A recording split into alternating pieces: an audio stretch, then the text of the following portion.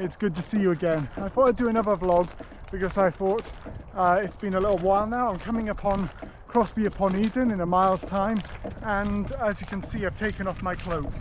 It was one of those decisions where I thought, right, it's now the time to basically just sort out my kit, reorganize it, and I've learnt a lot. I've tightened up the straps on my shield so they go a bit better, reorganized the net on my back, brought my water bottle to the front, and basically reorganized myself. I'm trying to depict the 2nd century AD auxiliary. So the auxiliaries were the sort of other half of the Roman army. The legionaries were the Roman citizens who were famous throughout the empire as being the ones who basically were the main Roman army. But the auxiliaries in many ways were the specialists. They brought in skills from their home countries and supplemented the legion's power. And up here on Hadrian's Wall, it was the auxiliaries who were the main fighting power. There were legionaries down in York and down in Chester, but honestly, it was only auxiliaries right up here on the frontier. So when you've got the auxiliary forts up here on the frontier, these are the guys who are going to be doing the fighting. And so I wanted to represent them, because so often you'll see your legionary in his lorica segmentata, which is the banded mail. Then alongside that he's got a nice red tunic, and they're marching along, and it's often a reenactment group called the Ermine Street Guard. But I thought, well, let's do an auxiliary, a bit more rough and ready, a bit more specialist. And so I've tried to depict an auxiliary from the unit who was stationed in Newcastle, the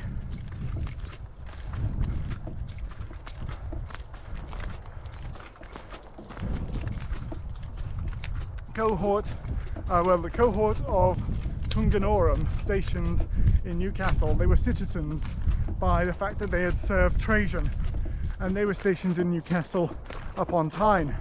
So that's what I kind of based my entirety of my depiction on. Now when I've done that, you can see I'm wearing the short mail shirt, I'm wearing a Gallic helmet, I've got still the same gladius or Sparta. The thing is, we think those words are pretty interchangeable. You'll search online and you'll see it says something like the gladius was a short stabbing sword and the Sparta was a longer slashing sword. But honestly, the Romans just had a number of words for spears and swords and things like that. And so the thing is this is based on a sword found at Vindolanda Roman fort. And when it's based on that, they describe it as a Sparta. But it could easily, because there's not much difference in the length, also be a gladius.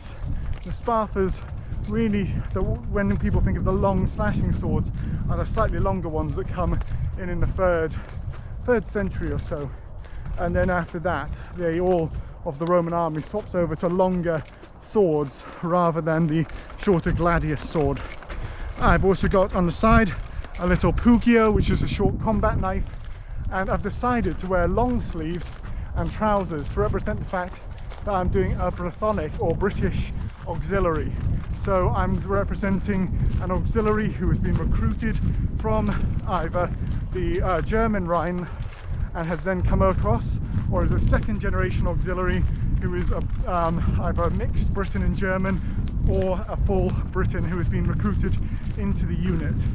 And so because of that, that's what I'm depicting right here.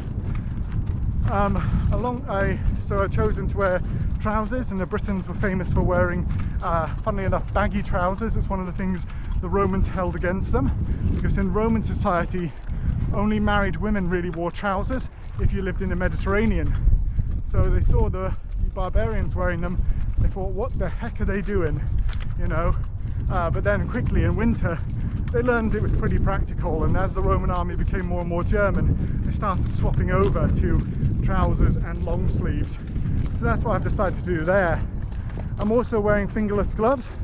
Again, that is actually possibly a reenactorism or a little bit of my own personal comfort, because I just wanted my hands to be warm.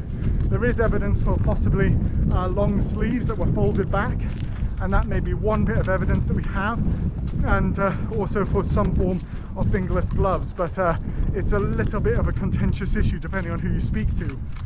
And then I've also got my water canteen on my chest and my shield slung across my back. So I've chosen to have a curved clippus shield, or scutum as the Romans would have called it, rather than the rectangular famous legionary shield that you often see reenactors using. So that's the gear that I'm wearing right now. I've got the final push towards Crosby upon Eden, and then I'm going to take a little break. So I hope you've enjoyed that, and I've been able to bring some of this to life and explain what I'm doing. Why don't I talk a little bit about my marching pack the next time I see you. Until then though, stay safe and well, and thank you so much for watching. Please do like and subscribe, share the video with your friends, and alongside that, if you would like to, I do have a Patreon where you can support me too. In the meantime though, stay safe and well, and thank you very much.